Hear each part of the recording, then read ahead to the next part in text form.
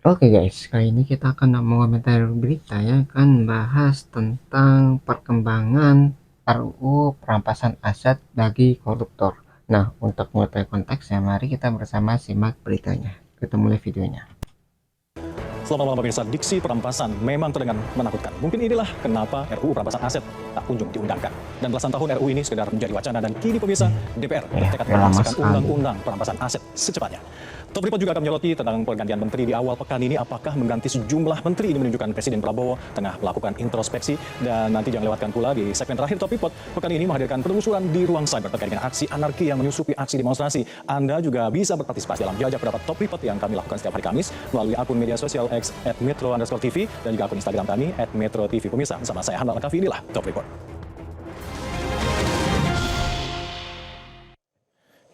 Undang-undang perampasan aset diyakini akan menjadi senjata ampuh pemirsa untuk melawan korupsi. Tidak heran bila pengesahan RUU perampasan aset ini masuk dalam daftar tuntutan 17+8. Top Report melakukan jajak pendapat sederhana melalui media sosial dengan pertanyaan sebagai berikut pemirsa, apakah Anda setuju unjuk rasa diteruskan hingga tuntutan 17+8 ini diwujudkan? Dan hasilnya 93% responden menjawab dengan setuju. Pengesahan RUU perampasan aset ini pemirsa akan menjadi prestasi tersendiri bagi pemerintahan Presiden Prabowo Subianto. Kami telah menyiapkan reportasenya untuk Anda berikut ini.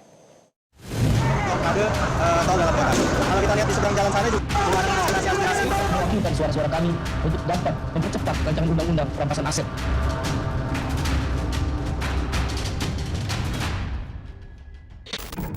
Gelombang demonstrasi membuat RUU perampasan aset kembali naik daun. Dalam daftar tuntutan 17+8, masyarakat sipil menargetkan RUU perampasan aset harus sudah tuntas sebelum akhir Agustus tahun depan. Mungkinkah RUU yang belasan tahun terlunta-lunta dapat dituntaskan secepatnya? Demi menarik simpati rakyat, DPR menyulap daftar program legislasi nasional prioritas 2025.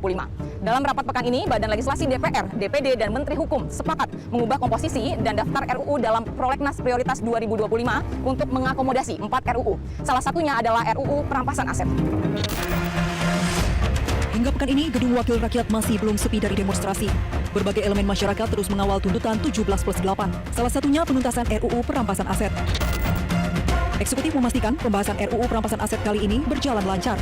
Pasalnya, para ketua umum parpol sudah menyatakan dukungan saat diundang rapat oleh Presiden Prabowo ke Istana pekan lalu. Presiden sudah bertemu dengan ketua-ketua umum partai politik. Dan yang kedua juga hari ini menandakan ada keputusan yang diambil. Itu artinya pembicaraan ini sudah dilakukan secara baik ya. Dan kita tunggu proses politiknya itu ada di DPR. Dukungan para ketua umum parpol tampaknya menjadi kunci penuntasan RUU perampasan aset. Pada 2023, anggota Komisi 3 DPR RI Bambang Wuryanto alias Bambang Pacul belak-belakan menyatakan DPR tidak akan berani mengesahkan RUU perampasan aset bila tidak mendapat restu para ketua umum parpol. Pak Mahfud tanya pada kita, tolong dong undang-undang perampasan aset dijalanin. Republik di sini ini gampang masalahnya nih. Lobbynya jangan di sini Pak. Ini Korea ini semua menurut bosnya masing-masing. Okay. Jadi DPR ini tidak mewakili suara rakyat, tapi parpolnya siapa gitu. Kalau misal parpolnya itu nggak setuju, nanti DPR ini tuh juga ikut nggak setuju, jadi saling tarik menarik, ada benturan kepentingan gitu ya. Jadi parpolnya harus setuju dulu nih supaya bisa disahkan ya ini apa RUU perampasan aset ini. Bambang Pacul ditelepon, Ibu Pacul berarti sikap.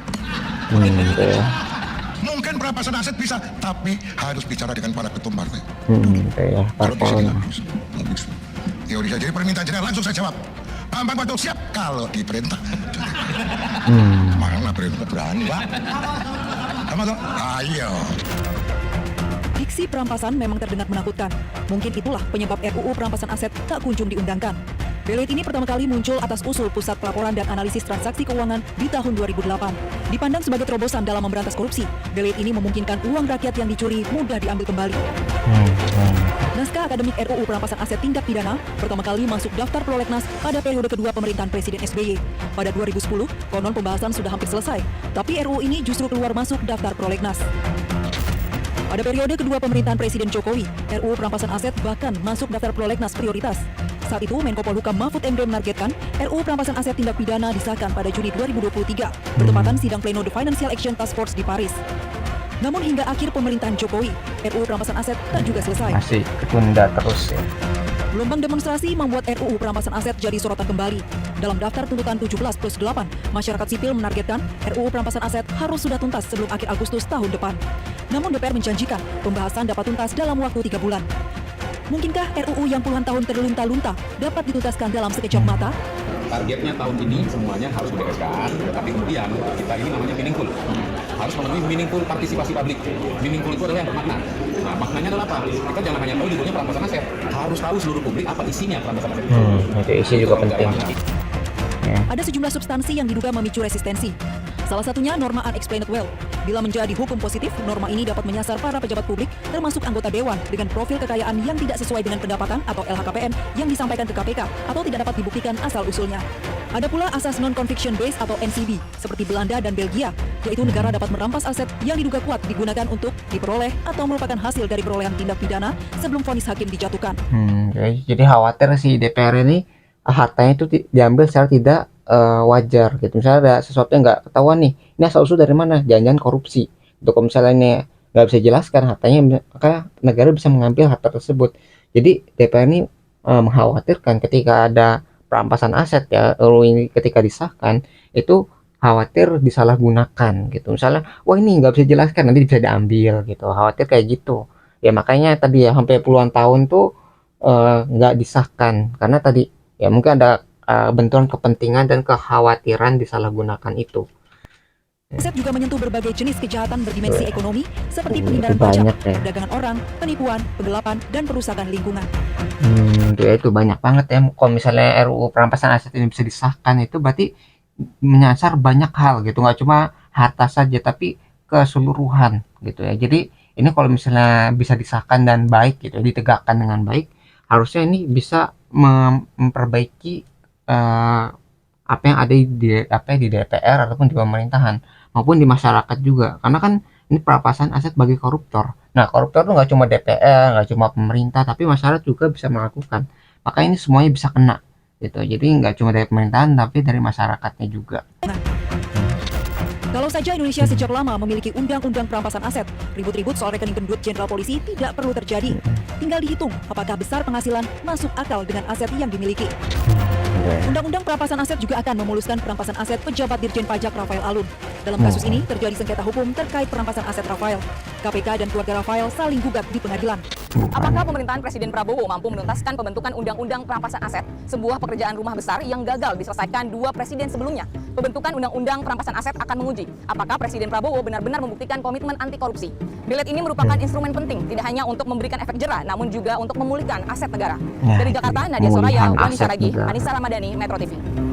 Dan pemirsa, pekan ini DPR dan juga pemerintah menyatakan komitmennya untuk segera menuntaskan pembahasan RUU perampasan aset ini di tahun ini. Mungkinkah pemirsa RUU yang belasan tahun terlunta-lunta ini bisa dituntaskan dalam waktu 3 bulan saja saat menjabat Menko Polhukam Profesor Mahfud MD menargetkan RUU perampasan aset ini disahkan jelang sidang pleno The Financial Action Task Force di Paris pada Juni 2023. Dan kita pemirsa langsung terhubung melalui sambungan Zoom dengan Guru Besar Hukum Tata Negara dan mantan Menko Polhukam Profesor Mahfud MD. Assalamualaikum Prof.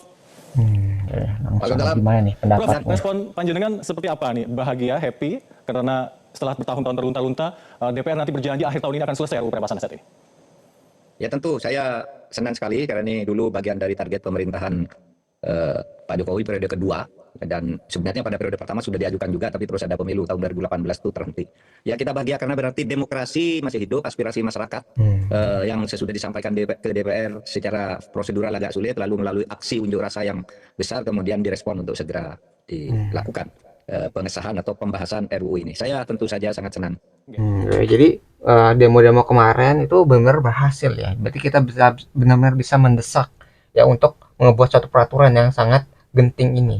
Ya kalau misalnya ditunda terus nanti terus ada korupsi ya. Kemarin tuh banyak menteri-menteri yang ketangkep gara-gara korupsi ya. Jadi atas-atasannya tuh pada korupsi gara-gara tadi nggak ada peraturan yang bisa membuat jera gitu. Jadi walaupun ada korupsi ya mereka masuk penjara, keluar-keluar masih bisa kaya karena hartanya nggak bisa diambil secara sepihak dari negara itu ya. Jadi negara itu belum punya peraturan kuat untuk membuat pelajaran atau membuat jerak para koruptornya. Itu yang harus jadi evaluasi ya. Apa jangan optimis atau pesimis dengan janji-janji DPR ini? Mengingat sempat disebutkan oleh Pak Bambang Pacul yang sempat viral di mana-mana bahwa kita ini bukan apa-apa tanpa restu ketum-ketum partai. Itu ya parpolnya.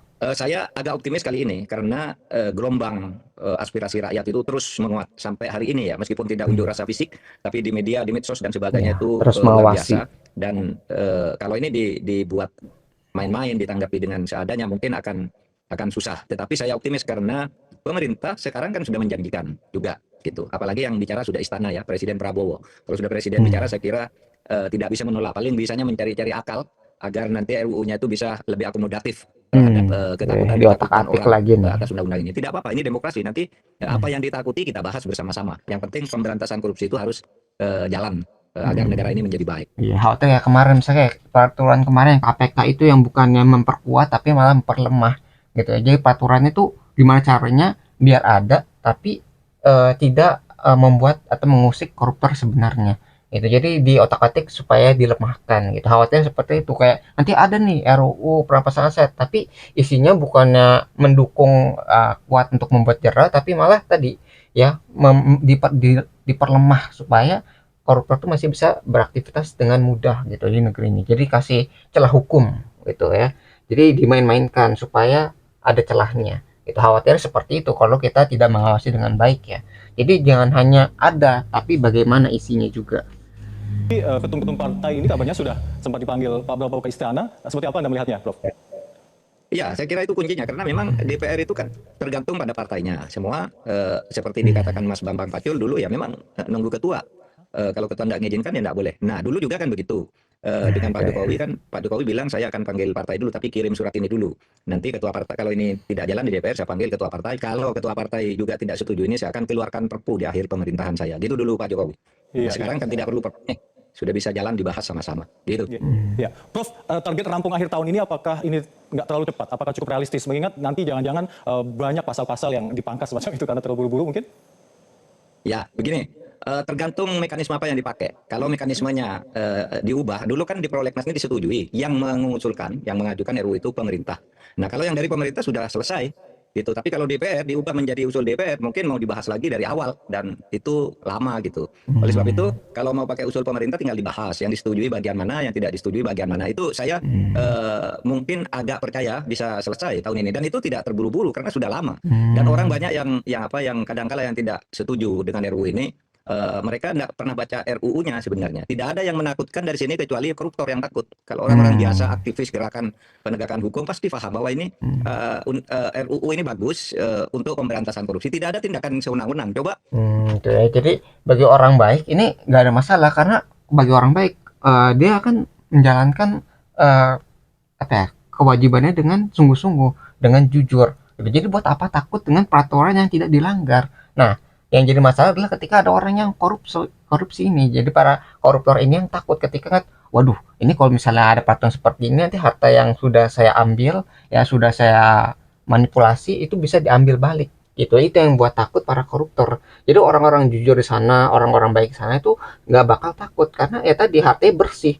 Gitu ya, dia udah jujur dengan pekerjaannya. Jadi buat apa takut? Nah, yang jadi masalah adalah tadi ketika ada yang tidak jujur ini yang menghambat proses pengesahan dari RUU perampasan aset. Itu yang jadi ini pertanyaan. Berarti ada nih yang bermain, ada yang koruptor yang belum ketangkep sehingga mereka takut ketika RUU itu udah ada, harta mereka itu bakal diambil dan mereka bisa dimiskinkan gara-gara korupsi tadi, gitu kan. Karena tindakan sewenang-wenang yang akan muncul dari RUU ini.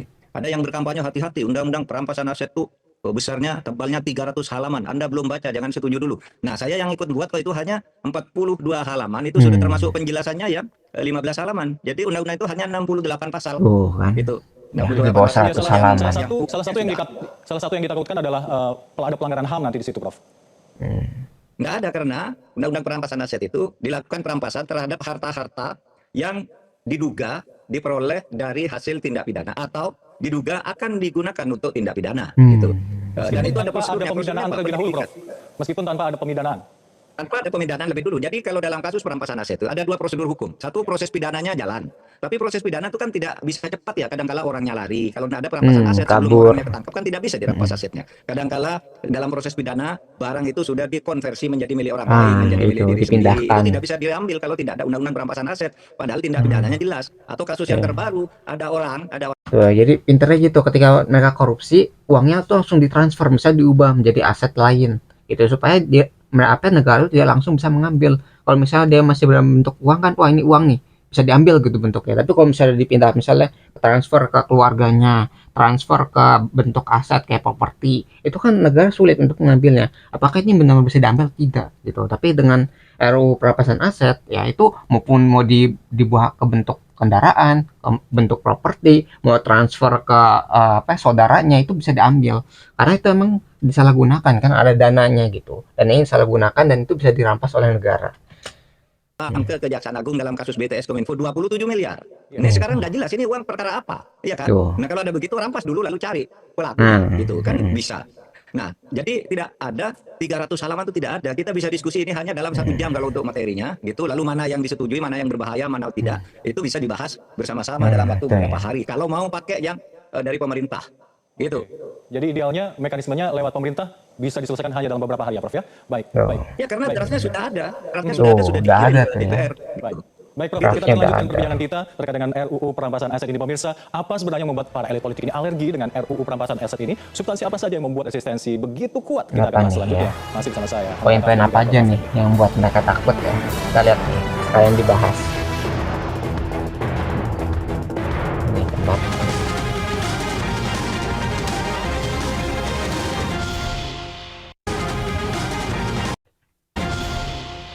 Terima kasih pemirsa masih bersama kami di Top Report bersama saya Anwar Kafi dan juga masih bersama dengan Prof Mahfud MD. Prof, mungkin dari panjenengan bisa diterangkan secara lebih gampang kepada masyarakat awam yang belum terlalu melek hukum ini. Sebenarnya apa untung rugi dari disahkannya RUU perampasan aset? Oh, jangan-jangan nggak ada ruginya, untung semua ini bagi negara khususnya.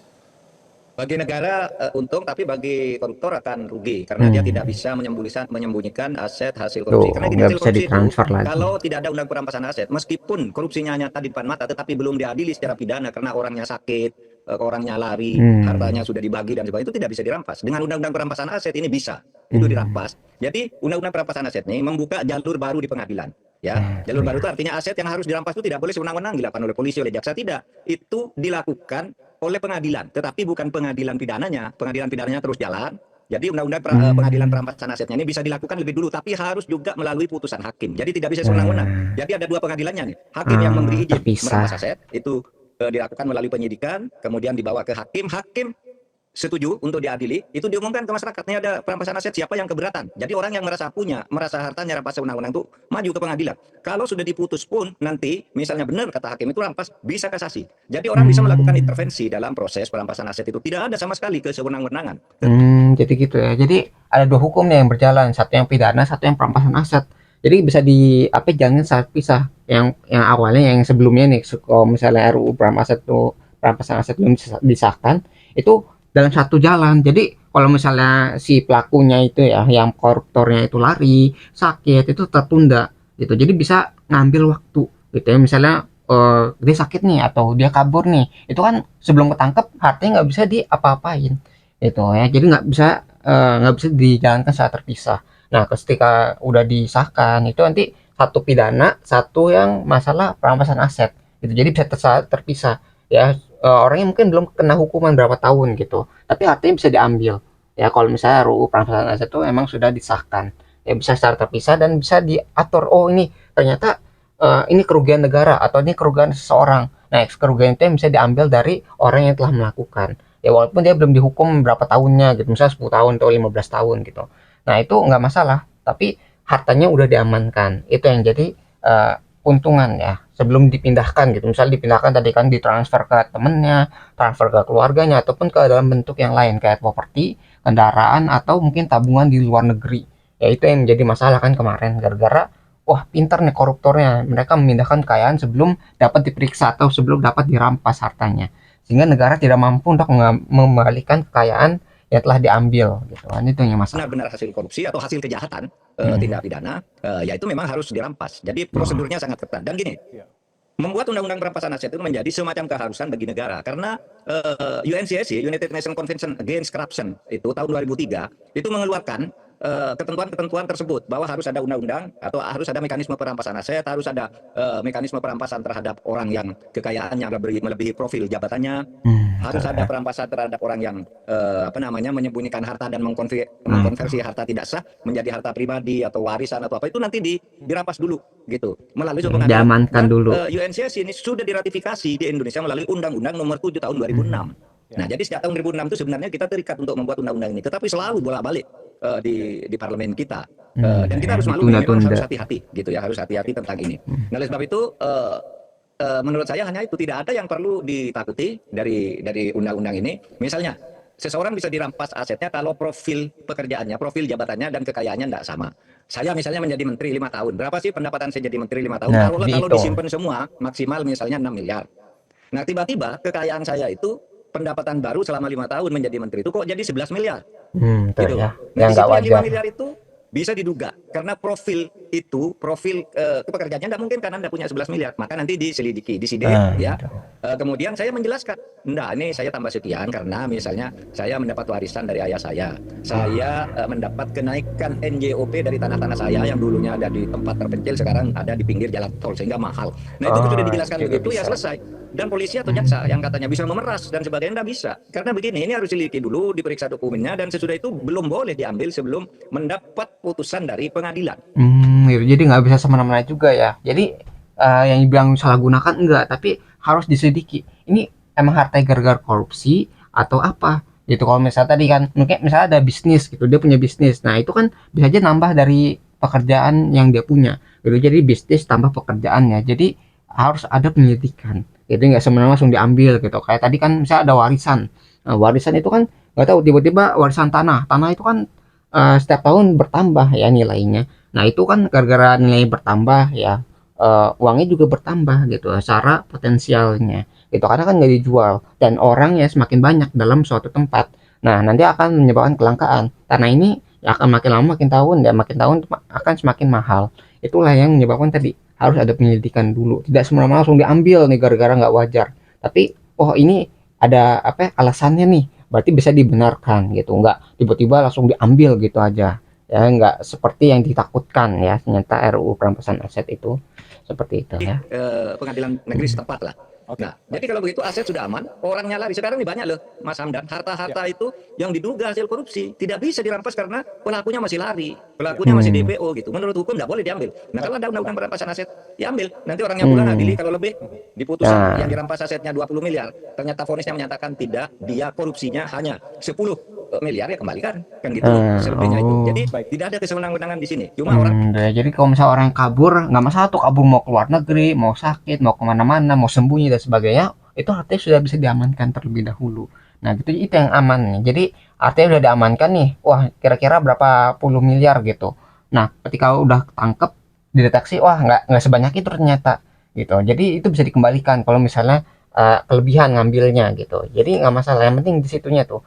Yang penting hartanya itu udah diamankan terlebih dahulu, nggak ditransfer dulu, nggak dipindahkan dulu gitu. Jadi itu manfaat dari RUU perampasan asetnya ya.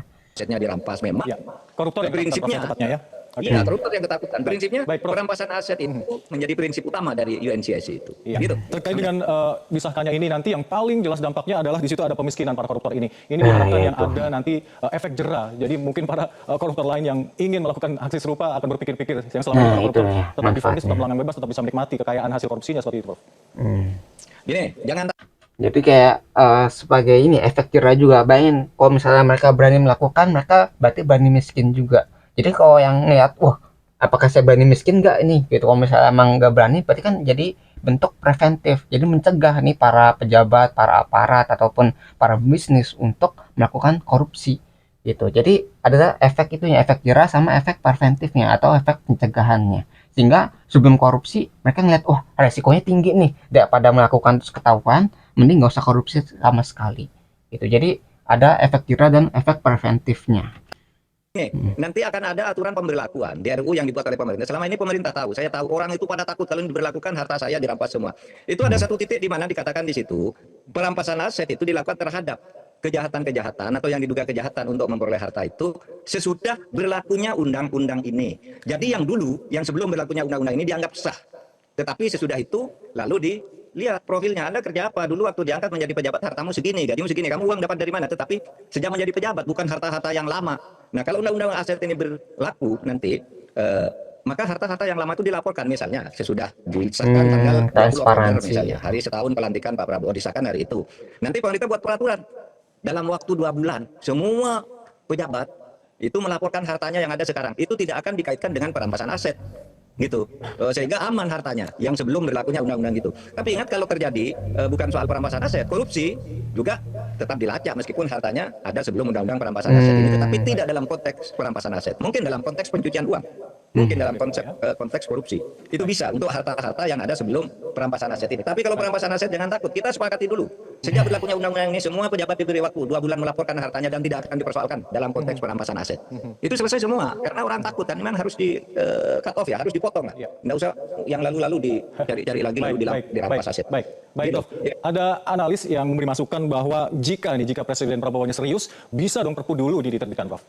Sambil menunggu misalnya. ini kemarin itu. Memang bisa, tetapi sebuah perpu itu tidak boleh keluarkan kalau tidak ada kegentingan yang memaksa. Ini tidak ada kegentingan yang memaksa. Presiden sudah usul, DPR sudah akan membahas, tidak ada kegentingan yang memaksa. Kecuali nanti ada hambatan di DPR secara politis. Diperlambat, diperlama, cari alasan ini, ditunda lagi, baru Presiden keluarkan perpu. Kalau ini kan sudah terbuka. Apalagi kalau mau pakai RUU yang sudah dibuat oleh pemerintah. Jadi usulnya yang dari pemerintah karena sudah ada supresnya, sudah nggak ada masalah tuh. Itu Mas Hamdan. Ya, selama ini apa sih substansi apa saja yang membuat seakan-akan banyak yang mengulur-ngulur, bahwa para elit pun sepertinya mengulur-ngulur resisten semacam itu terkait dengan RUU ini? Ini alasan apa Selama nih? ini mereka takut membahas ini karena takut asetnya dirampas. Oleh sebab itu kita kasih kunci pengaman agar aset masa lalu itu tidak dipersoalkan dan kita memandang ke depan. Sejak ditetapkannya undang-undang perampasan aset ini, harta yang lalu dianggap sah tapi laporkan paling lambat tanggal sekian. Nah, sesudah laporan itu masih ada perolehan yang tidak wajar, ada dugaan tindak pidana dan sebagainya, bisa dilakukan perampasan aset tapi tidak menyentuh yang lalu-lalu. Iya. Prof, soal isu Gitu yang aja. soal substansi yang banyak disharmoninya seperti apa, Prof? Pendapat Anda? Tidak banyak sebenarnya ya, cuma alasannya itu, wah nanti kita bisa jadi miskin mendadak, nanti bisa diperas oleh polisi, nanti bisa diperas oleh kejaksaan. Itu enggak bisa.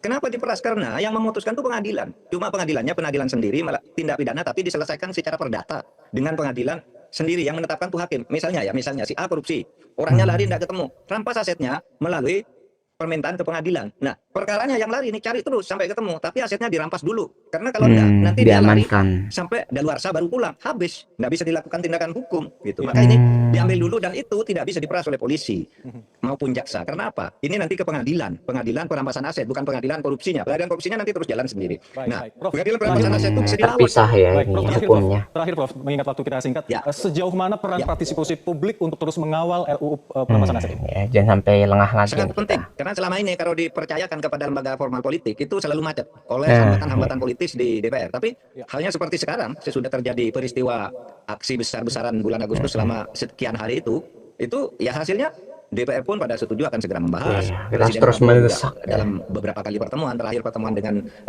Gerakan Nurani Bangsa menyatakan setuju undang-undang perampasan aset, antara lain dari banyak kesetujuan itu. Saya kira ini lancar. Mumpung ini masih hangat, segera diteruskan. momentumnya Dan juga pas masyarakat sipil Momentumnya. Iya, ini momentumnya pas. Masyarakat sipil jangan berhenti, gitu ya, menyuarakan ini, gitu. Sehingga nanti tidak ada lagi alasan untuk mundur. Baik, Profesor Mahfud MD, terima kasih telah bergabung bersama kami. Salam sehat selalu. Assalamualaikum. Pemirsa, reshuffle kabinet sebenarnya tidak ada dalam daftar tuntutan 17+8. Namun ternyata Presiden Prabowo awal pekan ini ternyata mencoba. Ya, itu yang bisa kita pelajari dari berita tentang perkembangan RUU perampasan aset. Jadi kita jangan sampai lengah kembali. Ya, kemarin tuh emang ada momentum yang pas. Jadi pagi demo itu bisa disampaikan dan sekarang udah ada percepatan dan DPR tuh sudah mulai membahas ya. Dan katanya kan sekitar 3 bulan. Maka kita harus mengawasi dalam waktu 3 bulan itu. Apakah benar dibahas, apakah benar disahkan. Itu kalau misalnya emang benar-benar disahkan, kita juga jangan hanya setuju saja, tapi kita juga melihat bagaimana isinya gitu ya. Kalau isinya itu emang sesuai, maka kita juga harus mendukung penuh supaya bisa ditegakkan dengan baik. Ya, nggak cuma disahkan tapi ditegakkan dengan baik. Tapi kita juga harus tahu isinya, apakah isinya itu sesuai atau tidak, apakah sudah diutak-atik atau sudah dilemahkan atau tidak. Maka dari itu terus mengawasi dan terus melihat bagaimana DPR ini bekerja ya tentang pembuatan peraturan RUU perampasan aset, karena itu semua adalah cita-cita kita ketika Indonesia itu bersih gitu dari semuanya ya. Misalnya kayak tadi kan kemarin tuh banyak koruptor gitu. Nah, koruptor itu bisa diambil hartanya sehingga bisa dikembalikan untuk mengisi kas yang kosong tadi. Bangnya ada yang miliaran, ada yang triliunan gitu ya. Kalau itu semua bisa diambil, itu kan bisa dikembalikan kepada rakyat juga. Jadi kalau misalnya itu benar, dijalankan dengan benar ya, jadi ada dan ditegakkan dengan baik, maka rakyat juga bisa mendapatkan manfaatnya. Bayangin orang-orang yang tadi itu, kalau misalnya disebarkan itu ya, keuntungan atau misalnya harta korupsinya, itu mungkin bisa memakmurkan negeri yang sebenarnya kaya ini. Tapi gara-gara korupsi, ya, jadi tidak ada yang merata ya, tidak ada kesejahteraan yang cukup bagi semua orang yang hidup di negeri ini. Padahal negeri itu negeri yang kaya akan sumber daya, strategis ya, dari lautnya, dari tambangnya, dari minyaknya, tapi gara-gara banyaknya korupsi akhirnya tidak sejahtera. Itulah yang diharapkan negara ini untuk berubah gitu ya, menjadi lebih baik, sehingga tadi korupsi itu bisa dihilangkan dan masyarakat bisa makmur dari RUU perampasan aset ini.